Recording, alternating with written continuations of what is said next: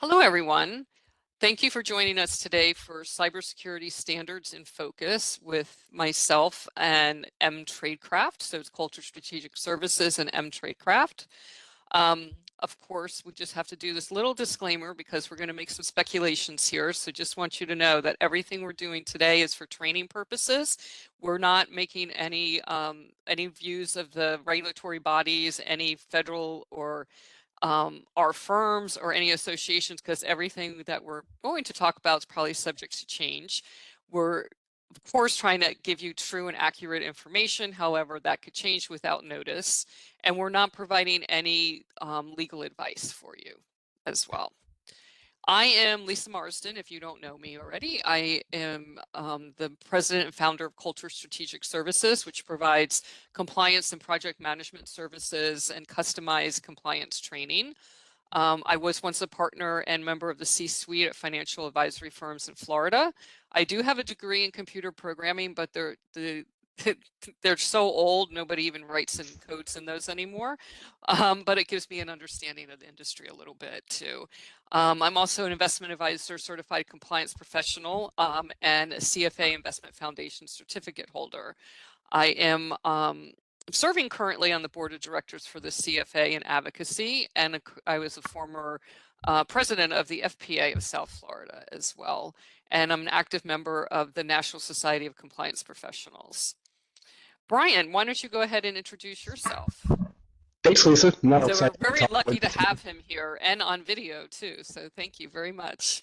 It is videos are a rare thing with me. I'm a I know. privacy expert, and video is just one of those things. So Mm, for whatever it's worth, Lisa, definitely you're worth a video appearance. And thank you. Appreciate it.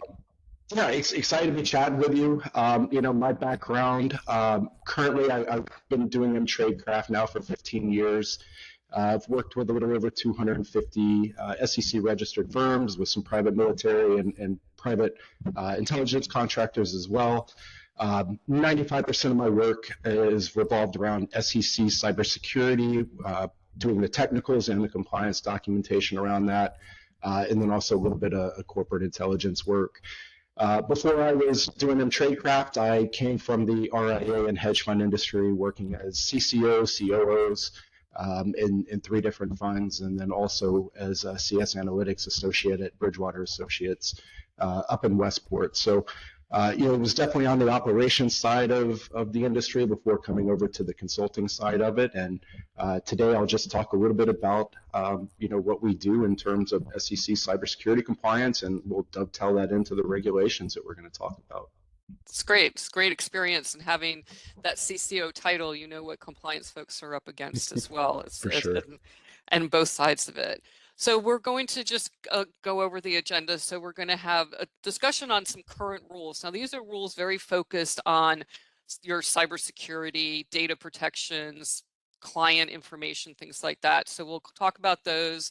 The recent final rules, which would be Regulation SP, and the amendments to that and kind of the comparisons of what we already have to do, and then proposed rules, what to expect, because we have a new administration coming in, so there's a lot of speculation about what will happen to the proposed SEC rules specifically.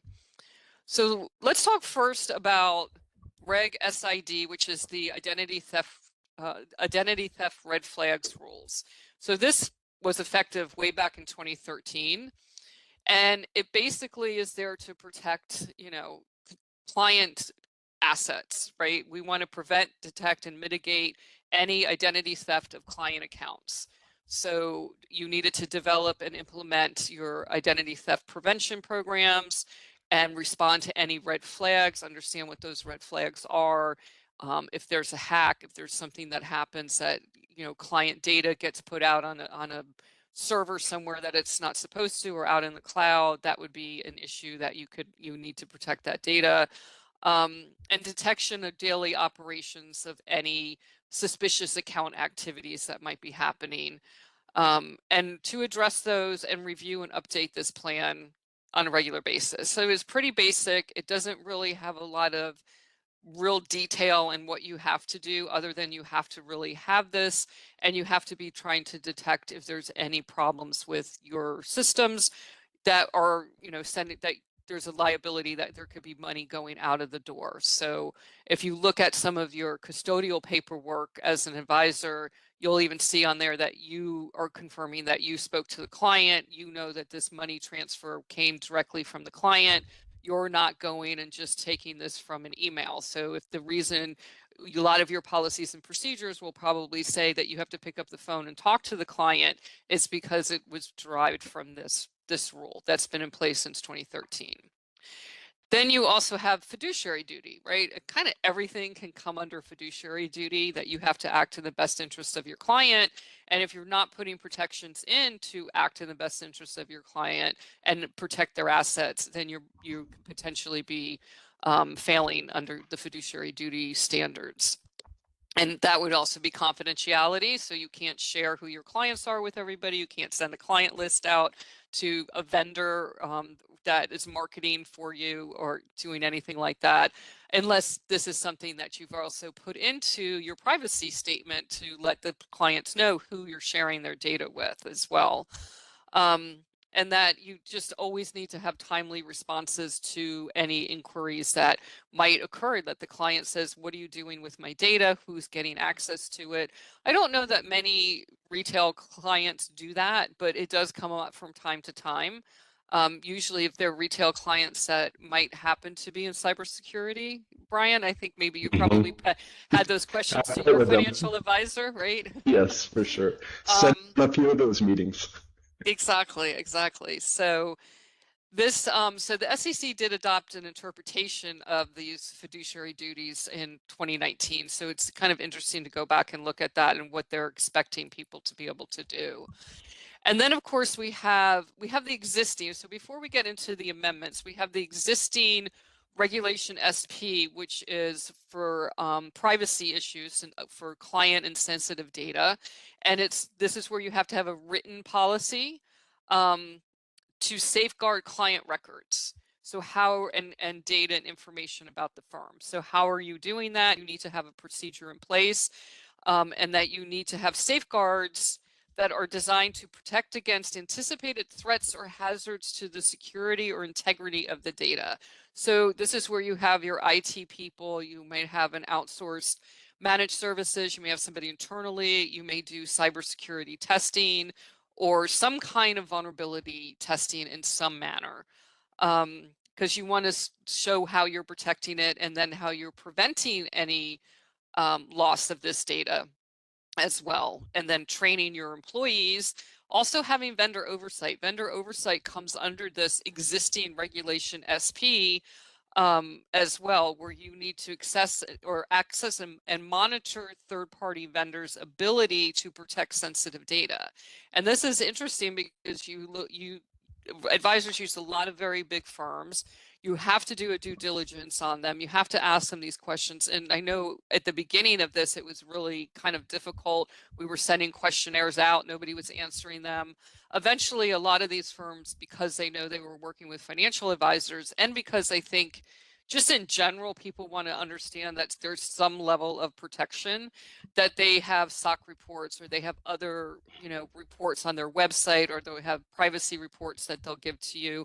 But a lot of it is very vague in some ways. And where there's probably a lot more detail. Do you really know if that firm has a breach? Are they going to tell you?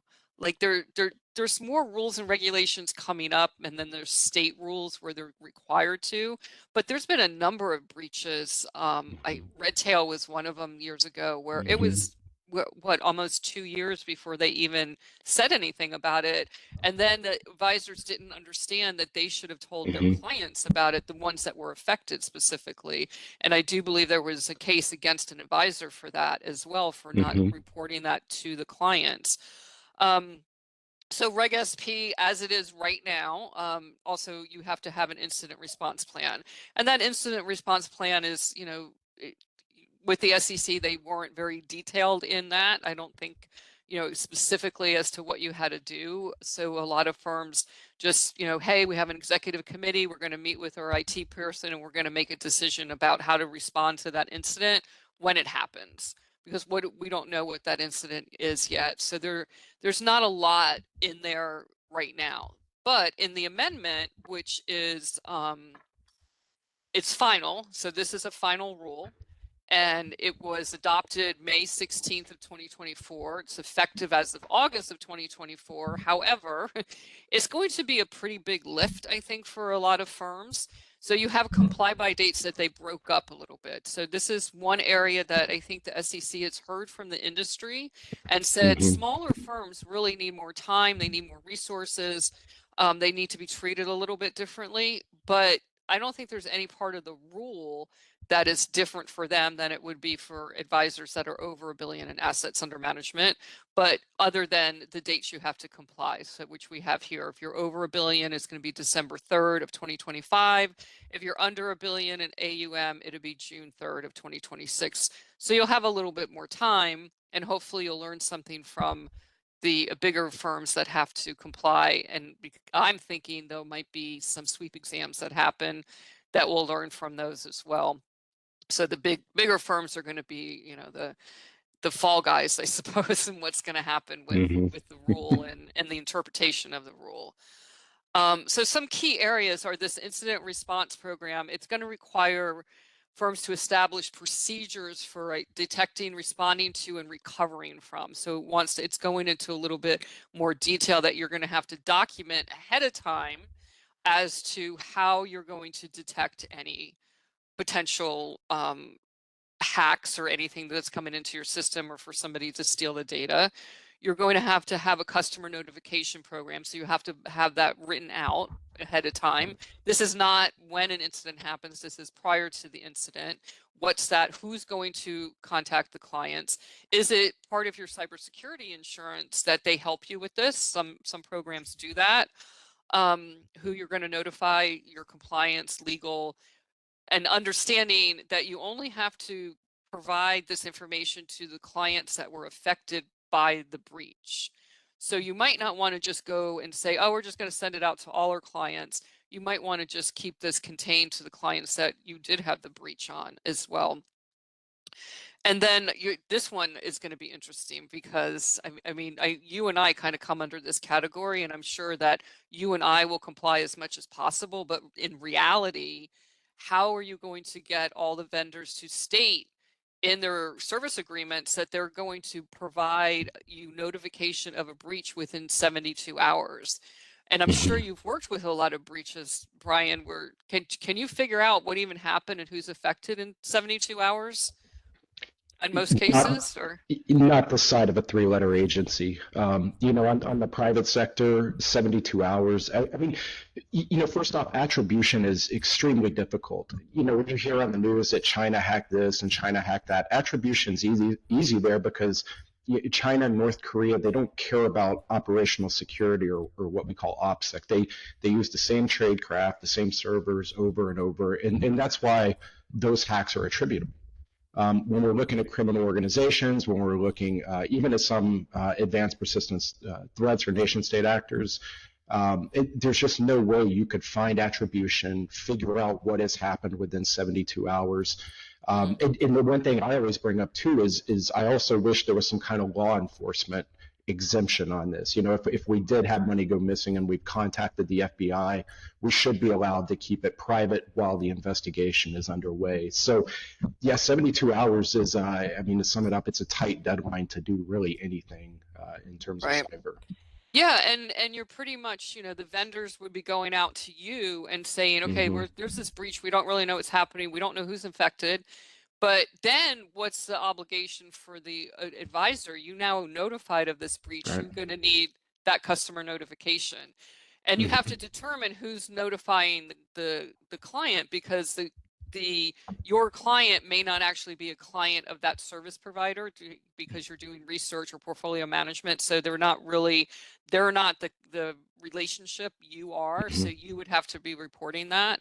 I do think there is also a stipulation that if the attorney general tells you not to report it, right? I think there's something in there about that, but not even the FBI. Yeah. So if it's a systemic issue that I guess reporting it to people would make it worse, then the attorney general would step in and say something to firms that have been affected. I don't really know how quickly that would happen either. Right. So that's interesting. So, and then of course the record keeping and privacy notices, you still have to send all that out. But one thing with the privacy notice is now advisors have to send a privacy notice out at least once a year and provide it to new clients, no matter what, if nothing changed. In the new rule, once you adapt the rule, you can't just take this piece of it now, but once you adapt the rule, then you can only send the privacy notice out when there's a change, which is probably good because we all get those financial institutional privacy notices, and I think they just go right in the garbage. Yep. You know, the other part that I skipped over too is the safeguarding and disposal rules portion of Reg SP. So it does expand the definition of protected information to include all consumer and customer data.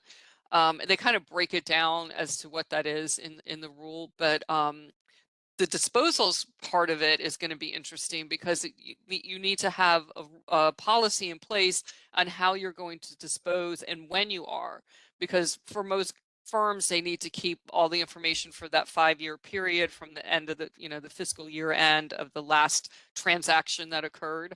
But this goes into, do you want to say every after 7 years, what are we going to dispose of that we don't need anymore, especially if you have data from clients that are no longer clients anymore, but what do you need to keep of that if you're maintaining performance information? So that's going to be interesting and going to have to be broken down a lot as far as having that disposal procedure.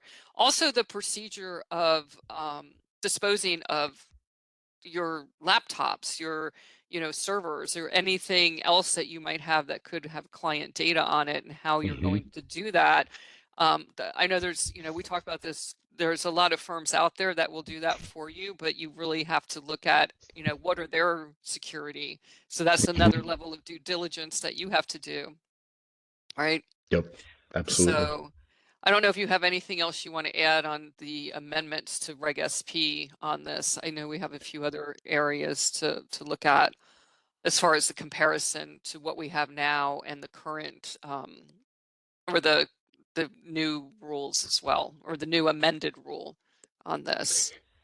Yeah, I just echoing what you said. I think the disposal rule is going to be really difficult to deal with. I mean, just in terms of record maintenance and where's this data, and did we try a CRM 5 years ago, and where's that data now, and how do we get rid of that, and are we locked out of the account because we haven't logged in? There's just so many nuances that are going to come from that. I think that one's going to be a difficult one to comprehensively fit into operational flow. Yeah, and I think it's writing the policies.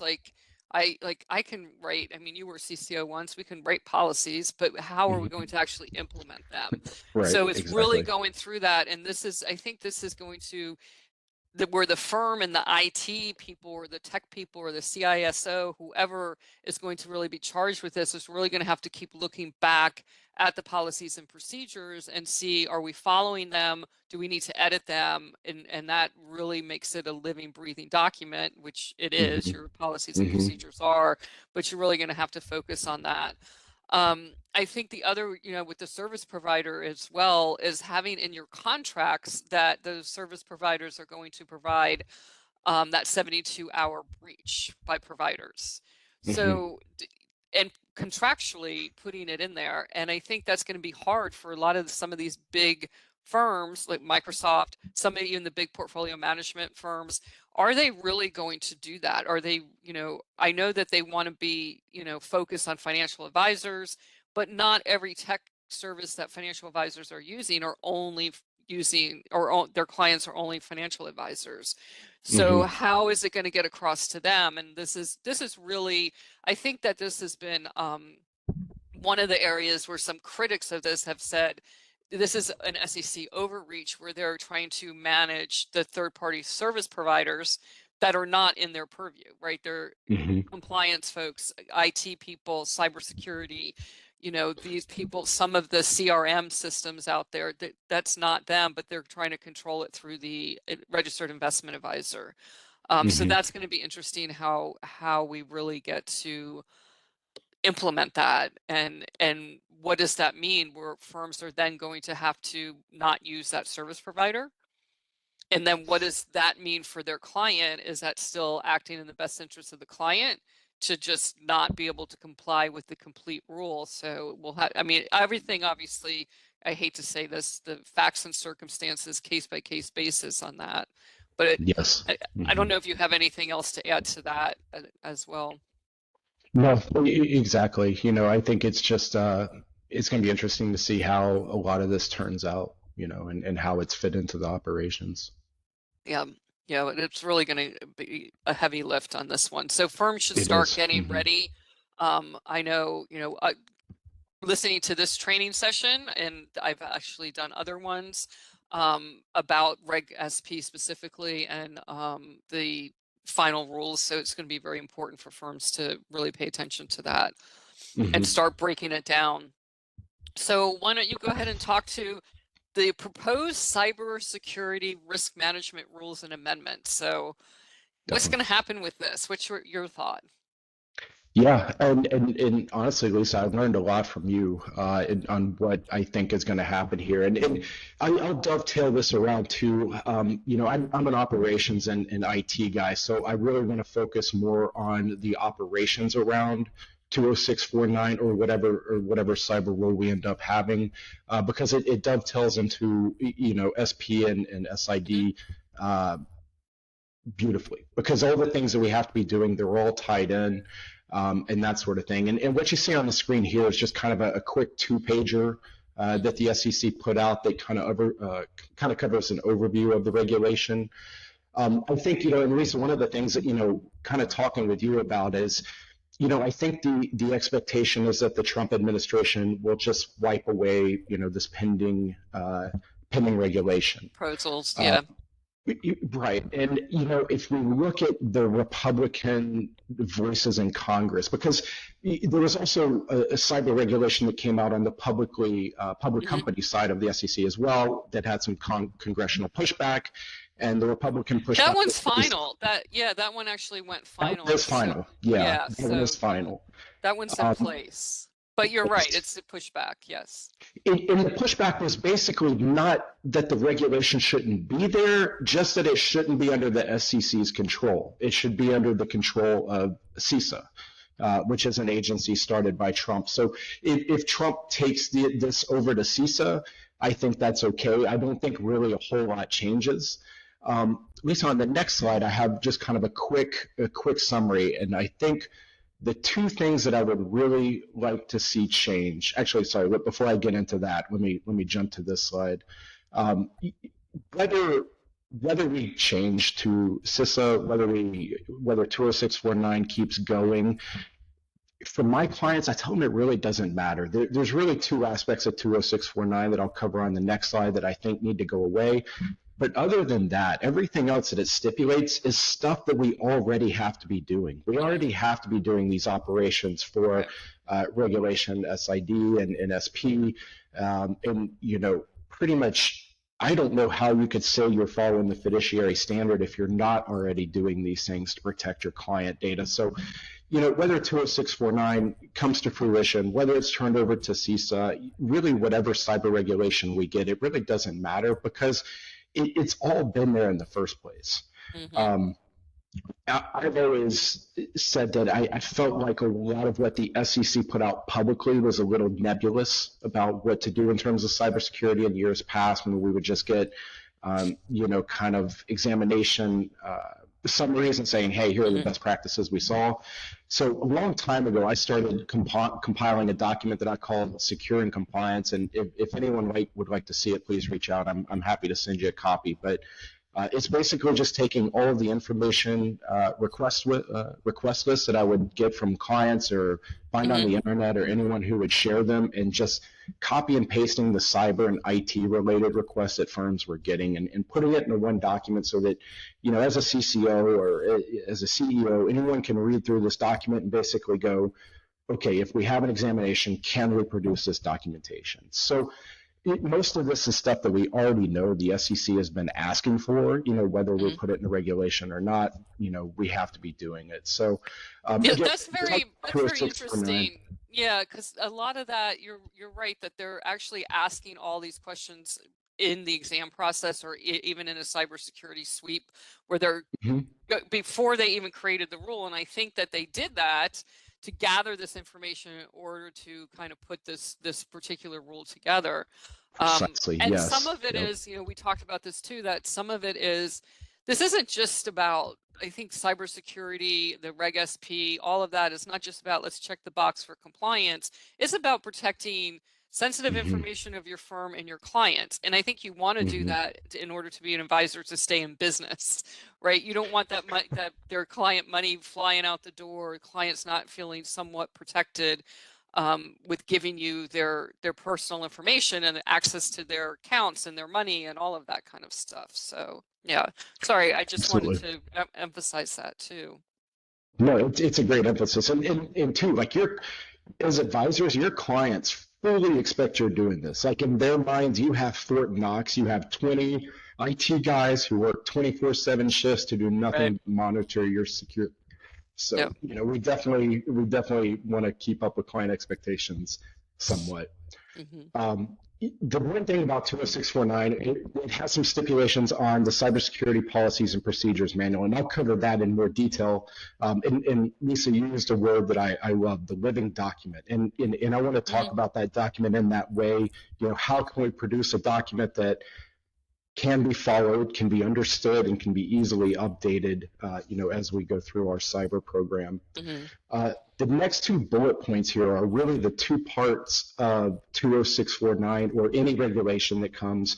These are the two parts that I really have an issue with. So Yeah. Form 80VC is going to be a new form that would need to be filed in the event of a cyber breach. Right. Okay, so let's step back for a second. When I start my assessment of firms, one of the first things that I do is what we call open source intelligence gathering, or OSINT gathering. And this is the first phase of our audit. The idea here is we're trying to replicate how much data could a hacker get before they even break into your system. Hmm. Okay, so how much data is open source out there? So I look in past breaches. I want to find your emails. I'll find your passwords, any password hints that you've used, IP addresses. We can find all of this in breaches. Now, with the Form 80VC, I'm going to have a public document that I Yep. can pull up about your firm and go, here are the 10 things they're doing to protect their firm. And Hmm. then I'll find a way in around those 10 things that Right. you've already publicly said you're doing. So you're literally telling people where you're posting your guards and what you're doing so that a potential hacker could walk right past it. So I'm not a fan of Form 80VC. There's also going to be an update to, I believe it's Part 2A. At least some of it might have been a Part 2C or D. I don't know. Hmm. But somewhere in that brochure that we give the clients, we have to have an overview of their cyber program. This one isn't the worst. We can keep that pretty generic, but Yeah. still, it's disclosing information that we probably just don't want to You know, disclose. and it's interesting because now there's also location of your books and records, and this is kind of a Mm-hmm. very, okay, well, those requests were made when people had paper. There was, Mm-hmm. it was barely any technology. This is how old I Right. think these things go back to. It is, So yeah. if you have, do you have your books and records stored at, a public storage facility in your office? And that was generally all there was, right? Now it's your location is Microsoft server in Tahiti or in Arizona or wherever it might be, or it's your Orion compliance or whatever it might be. And when you're putting Mm-hmm. that out there and saying, oh, these are all the systems that we use because it's public information unless you make it private, but it's Mm-hmm. public information out on the ADV part one that's out Mm-hmm. there. And I think that shows a risk to for fraudsters to go and see, oh, we at least know where we need to go. We're collecting more data because, like you said, that's all they're doing is they're just collecting anything that might be public and gathering that information so they get an easier way and a faster way in. Mm-hmm. So I think that that's an issue. I always kind of question that why they're not, putting that down as a private residence. So at least it's just Mm-hmm. the regulators that can see it. But again, that's questionable for something that's already out there right now. And it Precisely. comes like the same thing, yeah, with the proposal. At least this is proposed. Nobody actually has to do this right now. We don't know what's going to happen with the rule. We've had speculation back and forth on what both of us think might happen, but what parts of this will go on. So go ahead and finish the rest of your bullet points here too. Yeah, I'll kind of sum up the rest real quickly here and dive into them more. But the rest of what 20649 talks about, logs, reports, audits, pen tests, doing employee training. Employee training is huge. I promise the SEC is going to ask to see records of doing cybersecurity training for your employees. And doing an annual review and supporting documentation. And I think, the one thing I see a lot of firms miss on is, especially some of the larger firms that maybe have an IT department, they'll pass all these reports, but none of them have any kind of director or executive sign off on them to say, hey, we've talked about it, we've reviewed it. So having executives involved in these cybersecurity decisions and reports is a big one that I think we need to show. And I think what's important is having that cyber review done and including IT. Like IT has to be very, very focused in that. There's some things like, did you update your policies and procedures in your compliance manual, or did you train the staff? They might not be as involved in that, or maybe they're involved in portions of it, but making sure that you have that as well, and that you're documenting something that you're doing in this area. I think with this proposed rule, it would then become a little bit more formalized. We'll have to see what happens. I do think that it is something they asked for, that there's something done in this area and doing what the recommendations say. So I'm sure you go into firms and you're like, okay, there's all the testing I did. There's probably some things that I would recommend that you close up or change passwords or do whatever. And then, that's what your role is, and then you're done, I would assume, or maybe you stay on to help them through that process, but they have to do it. They have to at least address it. Don't just leave, oh, we got it done, this is it, but you never do anything about it. Or you do something initially and then, the same problem reoccurs. It's the same thing with doing an annual review of your policies and procedures, and there's a recommendation made. Address the recommendation. It can't just, go on and on that you never deal with it. So have a plan for that. Yeah, and some of my clients, I work as an ongoing CISO, remote CISO, and other clients come to me for just an annual, vulnerability scan, or get some annual work done, especially if they don't have custody of assets. A lot of times they'll just do an annual audit. Right. One of the first things I do when I'm coming back and doing a second audit is I look at the last test and I do a quick new test and go, okay, has this stuff been fixed? Right. Exactly. You kind of have to reach out to the client and say, hey, look, you guys have to do a little bit of work before I do this second audit, or otherwise we're just creating documentation that says, we knew about this vulnerability, but we didn't really care, and now it's back again. So definitely having some kind of follow-up and showing that these things are getting done is important. So let me ask you too about cybersecurity awareness training. I know there's a lot. I know you have on your website, you have a lot, and I've actually pointed some of my clients to that as to one area. But where should they be getting this from? Like where do you see maybe your clients are all getting it from you, or are they getting it from other sources, or a combination?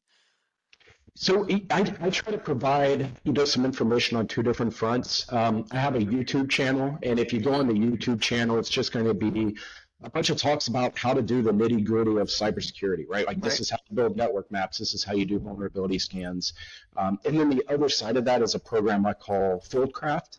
And Fieldcraft is meant to be just that compliance solution that shows how you're training clients. So it takes about 10 minutes to set up, and then it'll run your employees through roughly 110 different trainings. You kind of select which one is appropriate for your firm.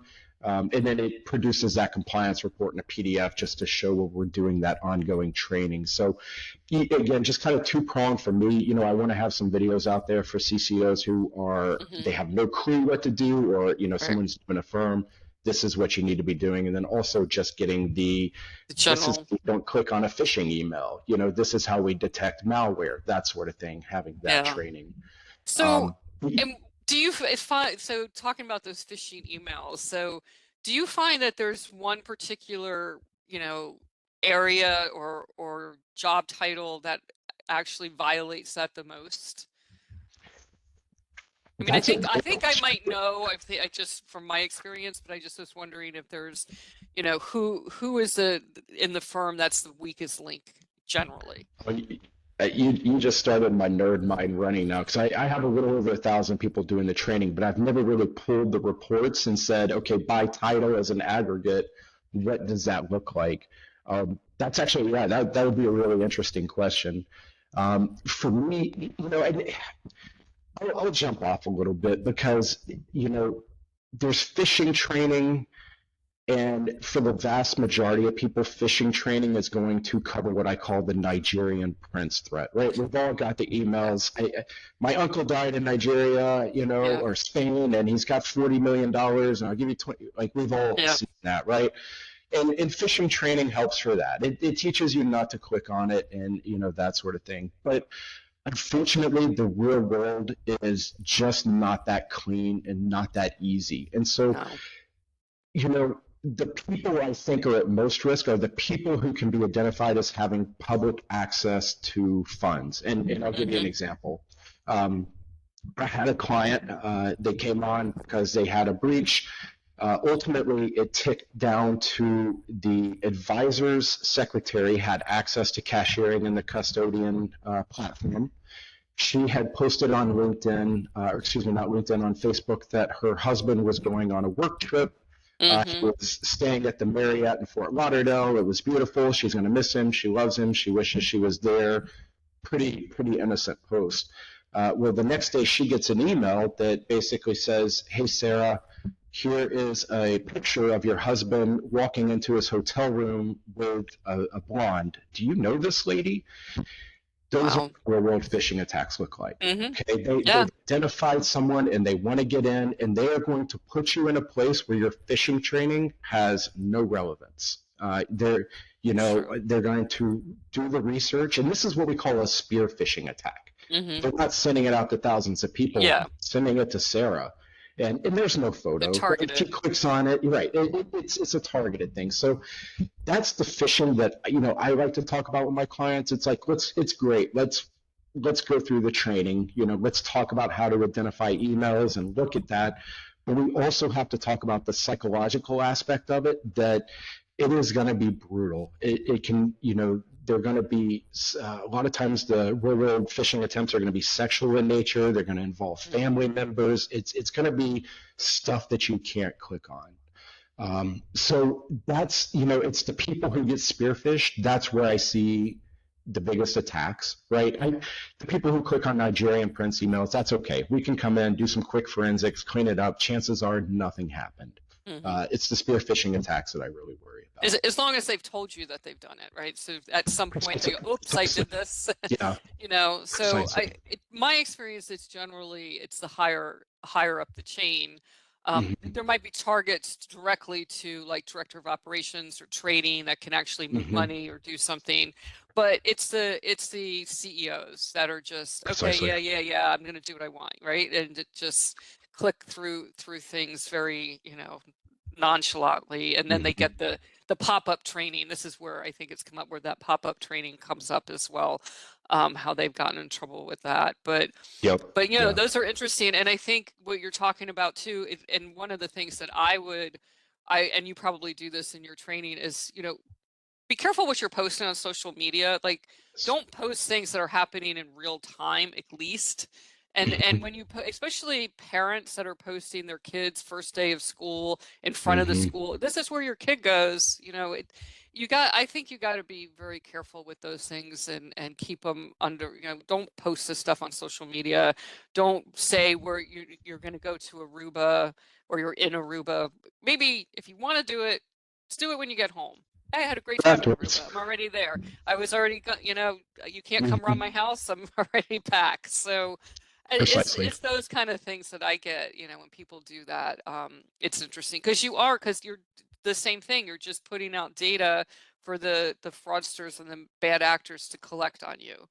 Um, Hmm. and we all have somewhat of a fingerprint out there. Hmm. But try to minimize it, I guess, is what I'm saying, is Precisely. that part. As So. much as you can. It can all be used against you in ways that you might not even think about. Yes, exactly, exactly. So So yeah, so the policies and procedures manual cheat sheet. I think this is excellent yeah, and to go definitely through. this might be a spot where you want to pause your video and just kind of look at some of the criteria. But what I really want to focus on here is not so much the details of what I cover. This is the template I use when I'm starting brand new with a client. I'm sitting down with this, and this would be my foundation that I'll build off of. But the one thing I want to point out just comes back to that idea of a living document. So, Hmm. if we take everything that 20649 says, so it actually, says this is the information you should have in your policies and procedures manual. We just run with that because it's going to be, super inclusive and build it from there. And I like to build my cyber P&P manuals, or, if you want to call them a WISP manual, whatever you want to call it is totally fine. The written information security policies, WISP. Yeah, So yeah, yeah, just in WISP. case somebody didn't know. Okay. It's good because I always forget. There's so many acronyms of what I I do. know. So, oh God, what was it? But either whatever you want to call it, I like to set it up in what I call a static and dynamic fashion. So, if you see things like under threat assessment, I have inventory of devices. And basically, in my policies and procedures manual, I'm going to describe how I do an inventory of devices and whatever that may be. Maybe you have software that does that. Maybe we just have a network map that runs every couple hours and tags all the devices, whatever that looks like for you. We're just going to describe that in detail and basically say, and the results of that are found in Exhibit XX. And I'll do that for, inventory of software, inventory for devices, systems containing personally identifiable information, my cybersecurity awareness training. Like I mentioned, my policies and procedures manual will say, employees do year-round training, they do 30 minutes a month, and the reports can be found here in Exhibit XX, So I like to have a static and then a dynamic side of it so that, every time we do a vulnerability scan, I don't have to go back in and actually address the policies and procedures manual. I can just tag it back in as an exhibit. So again, a lot of the things, just kind of broadly, threat assessment, user access rights and control. We have to, secretaries shouldn't have access to trading, and trading shouldn't have access to the CRM or the accounting software. Making sure that we have separation and showing also controls of that, 2FA So everywhere. let me ask you something about that, Sure. because I know larger firms that have more people tend Mhm. to work in that capacity, but then you have firms like, let's say they're, $1 billion in assets under management or under, all SEC registered, but they have maybe 7 people in the firm, Mhm. right? 7 to 10 people, and you have a lot of dual controls where people can like step in for each other, so they all just kind of have access to everything. Do you feel that that's okay, or do you think even in those smaller situations you should still segregate the data or the access to the data, or make sure that only certain people can, like trading, for instance, or being able to move money? I always just say that traders shouldn't also be able to Mhm. send a request in to move money for a client, that those should be Precisely. separate. But I know sometimes it's difficult from a security standpoint, I guess, for them to do some of that too. But I just was wondering if you thought if the smaller firms should actually consider this as well.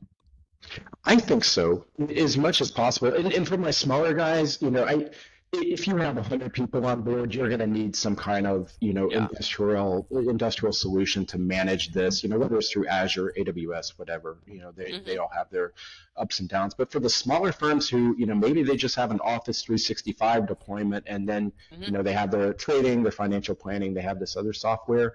A lot of times I'll just do a quick Excel sheet, and, in one column I have everyone's name, and then, excuse me, in one row, mixing up words again. In one column, I'll have everyone's name, and then in the row, I'll have the list of the system that contains, personally identifiable information or Hmm. cashiering, and just go mark an X, whether a Yeah. person has access to it. And I think it's just a reality of being a small firm that, maybe you have 3 partners and they're going to have full admin access to Hmm. everything. I think that's okay, but we also have to show where those are locked down very securely. Right. Two-factor Yep. authentication, right? Sessions are being killed when they're done, that sort of thing. Right. And then what about in cases where then you have a vendor that comes in, let's say a compliance or cybersecurity, that they have limited access to certain areas as well. So Precisely. and that's an outside, like they're outside of the firm. It's all cloud based. Do you find that you work with firms that do things like that? Whether it might be even like an outsource chief investment officer doing something like that, or a CFO, because a lot of firms have a Mhm. outsourced CFO with limited access. I mean, maybe some of it might be client data so they can see fee billing and having to do that, but some of the actual QuickBooks records and things like that. I don't know if you have any insight into that or Yeah, tips into that. Yeah, that's a great caveat. And I think especially with vendors, you have to limit what they have access to as much as possible. MSPs, the managed service providers, these are the guys that come in and do the IT services for firms. A lot of times these guys have a tremendous amount of access. And a lot of people at that firm have a tremendous amount of access that you may not want to have access to it. Right. So, I think having, some kind of understanding with your vendors of, who accesses client data, who can actually get to it is very important. Mm-hmm. And do they have a SOC audit? Michael Kitches always puts out that graph that us Yes. operational nerds love that has all the tech on there. And I'm Yeah, like, yeah, what I'm talking all the about? technology, yeah, all the technology sources for advisors, and it's a great. Yeah. I've put it out to my clients as well. It's like, here, if you're looking for something, this is what he's put out. But I would like to see that list have a filter that says, what are the firms that have at least gone through a SOC 2 audit? Right. And I think if you do that, it's getting on a little bit of a divergent path, but it's something I've always said is that fintech in this industry has become the shiny object that everyone is going after. And Mm-hmm. fintech, by and large, it's not always like by and large, was set up on a shoestring budget. And cybersecurity is often not a major focus of these guys. And so, and I have clients too that say, oh, everything is in the cloud. We really don't have to do anything because everything is in the cloud. And that's when you have to stop and go, okay, you just told me that you put your most sensitive data on a computer that you don't own, you don't know where it's at, you can't Mm-hmm. control, you can't back it up, you can't test it, you have no idea if it's been breached, and you think that you have no obligation to protect that data now. Yeah. And it's just completely false. There's just a different way that we go through and protect that data. We go through and we look at the settings and the configurations to make sure that Mm-hmm. it's set up correctly. So you can't just say, oh, everything's in the cloud, it's secure, we run Or it that it's at somebody else, the third party, it's their precisely. responsibility, because it's Right. not. I mean, to some degree, depending upon where they're at, maybe state rules and things like that, Mhm. but it's not. It's the advisor's responsibility because most likely the client hasn't entered into an agreement with that third party. The advisor Precisely. has, right? Yeah. Precisely. Yeah, So can we just backtrack just for 1 second on a SOC absolutely. 2 report? I think for those who don't know what that is, can you just maybe give just a summary of what would be in that, what they would be looking for if a firm has it? What does it mean? Yeah. We could probably do a whole session on that, but maybe you can summarize it just a little bit. Yeah, I think the most important thing, and feel free to pull the report and read it and do all these other things, but ultimately for me it comes down to if they have a SOC 2 audit, it means that they've had a firm that said, hey, you guys, you passed, here's your report. Just having that report is a big step, right? Like that's their passing grade to say, yes, we've had a SOC 2 audit, here's our That report. they have some securities in place and Precisely. controls and all that, yeah, that they're protecting the client's data or the ultimate data in the system. So yeah. And the SOC 2 is going to cover things like the cloud system. If you've hired a managed service provider and they're running a cloud system, the SOC 2 audit's going to cover that. And in my experience, I believe, and maybe someone could correct me, but I believe that's going to be the most comprehensive audit that they could have outside of being a financial institution. I think that SOC 2 audit is Mm-hmm. going to be the gold standard for them. Good. Thank you. Was there anything else on your cheat sheet you wanted to talk about? Because I know there's a lot Yeah. here for. It just, in other words, how it ties back kind of the last two parts, how it ties back to Regulation SP and ID. It's just that intrusion protection and business continuity plan. We have to have some kind of plan in place, written plan on what we're going to do to detect intrusions, that sort of thing, and what does continuity look like. For instance, one of the biggest pet peeves I have is the selling of ransomware protection. And anyone who is selling you ransomware protection has no idea what they're doing, right? Because as a firm, we should already be backing up our data and we should already be encrypting it. So if we have a ransomware attack, we don't need to be negotiating with anyone. We don't need to be looking for keys. We need to be backing up our data. It's already encrypted. It was stolen, but it's encrypted. We're okay with that. It's unfortunate, but it's not the worst. And then we need to have a backup with that. So, the intrusion detection and the business continuity plan, I think they're kind of the smallest things here on the sheet, but they're probably some of the most important and the most individualized for each firm, right? Each firm is just going to be a little bit different in how they address that. And then I think on the next sheet I have, because some people, I'm a graphical learner, just what does it mean to take all of this and to actually put it into a plan? What does that look like graphically? And this is just a little sheet I use to talk to clients to say, look, if I'm your CISO, or you have your CISO on board, or your CCO, whoever's going to be in charge of cybersecurity, this is what that should look like. This is what we need to have in place in order to make sure our systems are protected, to meet compliance obligations, and to have a smooth operational workflow. Have operations first, build that, and then compliance be, the second part of that to show that you're doing it. And quickly, I know there's a lot of flags here and things, but I talk about the intranet. That's going to be things inside your office, the different computers that are connected, printers, servers if you still have them, switches, networking equipment, Meraki's, firewalls, all of these physical devices that are inside an office that are connected to, a port and the internet heading out. We have to be printers. Printers, absolutely. Printers are a nightmare. Roomba robots, Room doorbells, these will all be things that I ask that you take out of your office and disconnect from the internet after we do an audit, because these are the things that come up and put a bunch of red flags onto the report. But there we're looking for vulnerabilities. We're talking about social engineering. How are we going to prevent social engineering from getting through? We're doing internal penetration tests, right? We want to understand if somebody clicks on a phishing link. Let's go ahead and assume that someone is going to. What does that look like from then, right? Like, how can we further protect our servers and how to, networks, and have an additional layer in there? DMZs, we can call those like cloud services, databases that you may have set up, and anything like that. Those have to go through an audit. Each one's going to have a different audit process. And I think one of the things firms have to decide is too about remote offices. When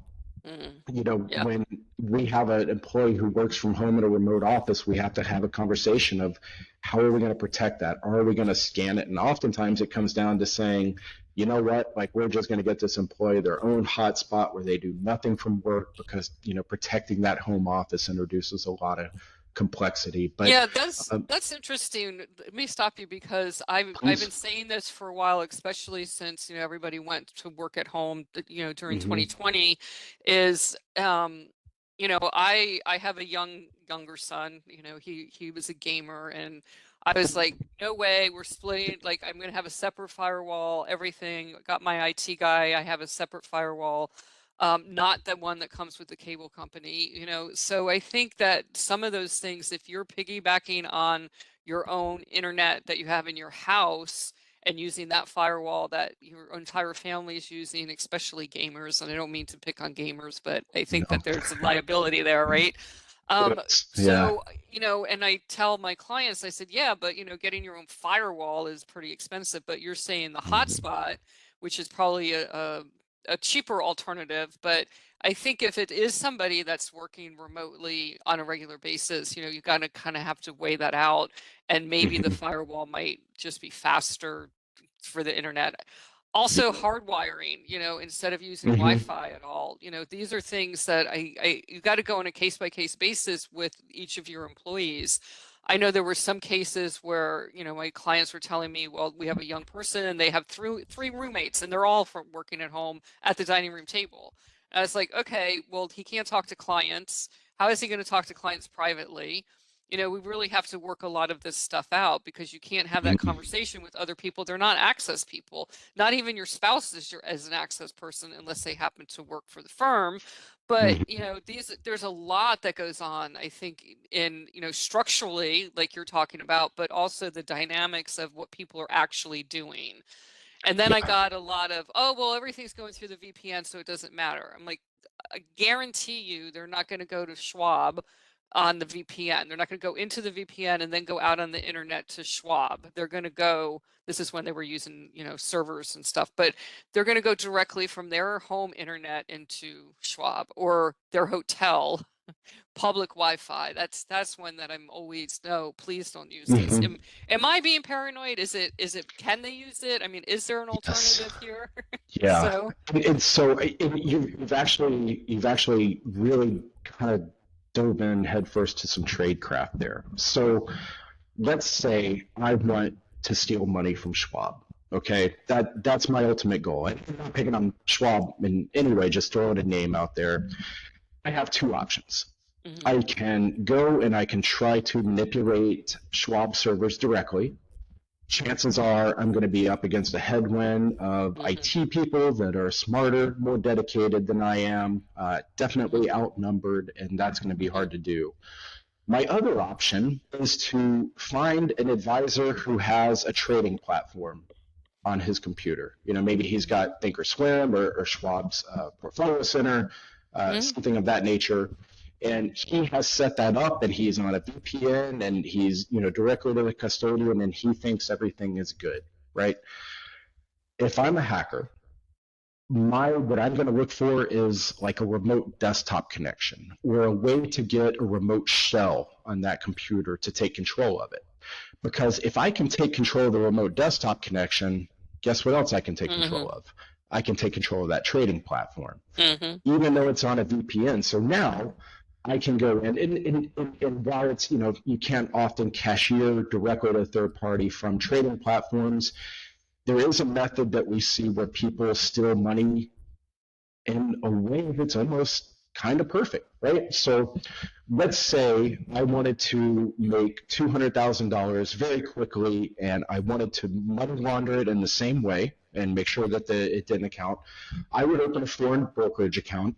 I would deposit couple $1,000, and with those $1,000, I would buy a bunch of penny stocks. And you can look at them and say, okay, we know what the float is.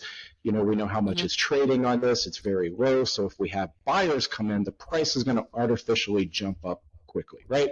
mhm, So I load up on penny stocks in my brokerage account, which is legit. It's my brokerage account. I've deposited money into it, and then you take control of a computer that has some kind of trading on it. mhm, And then if I log in and I go, okay, well, this RIA has $400,000 sitting in cash, I can take that $400,000 and start buying that penny stock, just block order after block order after block order. All the while in my brokerage account, I have sells, leveled up. Okay, I'm going to sell 100 when it gets to 5 pennies. I'm going to sell another 100 when it gets to 10 cents and ladder it all the way up. And then as you're buying on the hacked computer, you're selling in your brokerage account, and that money is pretty much disappearing instantaneous. And there's a lot of slip. You don't get the full cash out of it.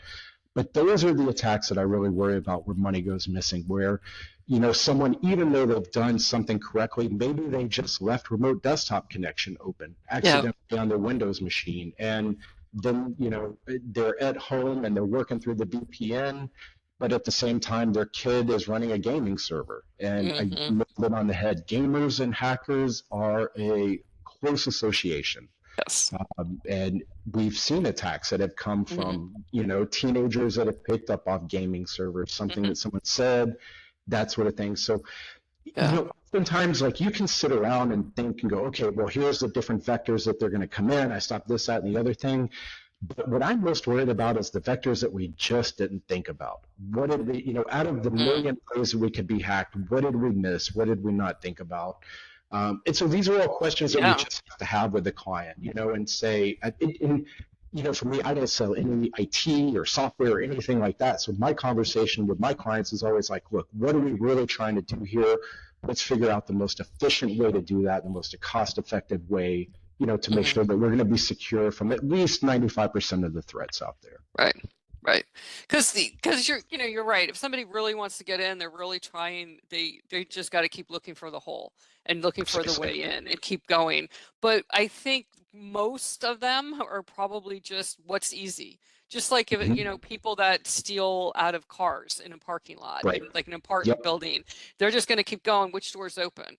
If they Mhm. really wanted to get into your car, they're going to just smash the window and they're going to get into your car. But likely they Precisely. don't want that kind of drama, so they're just doing whatever's easier. So, Hmm. and having, public Wi-Fi and gamers connected to your same servers, or even other people in your home and your private, your stuff you do for your house, I think it should be kept separate. I just think I know Agreed. that there's a lot of people that are even though people are back in the office, there's still people that do work Hmm. remotely. There's hybrid situations that are happening. So I think it's worth firms. The other thing is, the whole bring your devices to work, Oh, yeah. Yeah. I That's think something. we're trying to get away from that where it's Hmm. company assigned that we really need to do that. But I think there are firms that are still, for budget reasons, they still allow people to use their own phones and have information on their phones through emails and things like that. And I think at least having some kind of protections through your IT providers as well is probably helpful. But maybe you have some more insight on that as well.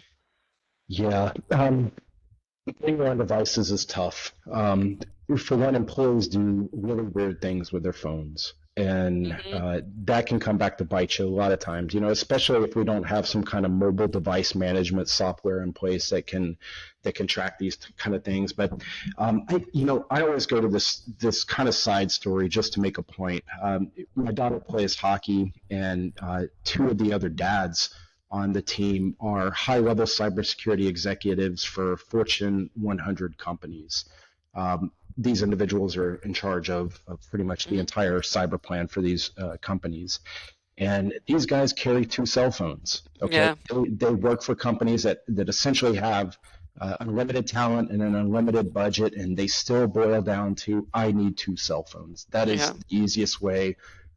It's really hard to have a personal and professional device and protect it outside of being really nerdy and really Hmm. wanting to do that. There's really no just kind of push button solution. So, in the vast majority of clients that I talk to, we ask them the question, we say, okay, Sarah is accessing company emails on her device. Let's say Sarah gets terminated tomorrow. Can we wipe those emails? And the vast majority of them say, no, we can't. Like, we have to Hmm. kind of hope that Sarah does it, but we have Yeah. a way of going through and actually making sure. So, questions like that, you have to address and figure out what are you going to do with mobile device management and Yeah. bring your own devices, whether it's laptops or phones, because it's not a pretty situation the way it Right. is. Yeah, it does sound, like the push, even though there's a cost associated with it, is if you're going to allow your employees, or if your employees need it for the jobs that they're doing, that they do need to have a company issued device. And that could be a laptop as well as a phone. If they're going to work from home, they need their, instead of using their own computer, using a device from the firm so it can be controlled and wiped. You're right. I know there's some applications that for text messaging that the firm can completely wipe out, but the email might not. So, and that be, Yeah, that gets into some of the details of it as well. And then what they can download from those emails, can there right, be something precisely. attached to it? So that's very interesting. Yeah, Is there anything else that you like to add? I know that we could probably go on and talk for hours, which yeah. I would love, and I think you can give us a lot of insight, but I think we're going to go ahead and probably think about stopping unless there's something else that you'd like to add on the topics that we went over today. No, that was a great conversation and enjoyed it Yeah, as always, Lisa. I think yeah, we covered a lot definitely. of things, and if anyone had any more details, we could always jump back in at a later date and cover more for sure. I love talking about it. As you can Yeah, tell. yeah, yes, me too, definitely. And here's our contact information if you have any questions about this session. If you call or either one of us, you can just go ahead and just mention that you heard here. That would be great. And I do have a shameless plug to sign up for Coulter Compliance Thoughts. So that just, I write some articles and blogs. And I know that also Brian talked about his website that has a lot of training information on it. So please go and look for that. And thank you, everybody. And thank you very much, Brian, for joining today. This has been very helpful. No, my Thank pleasure. you. Thank you, Lisa. You're welcome. Thanks, everybody.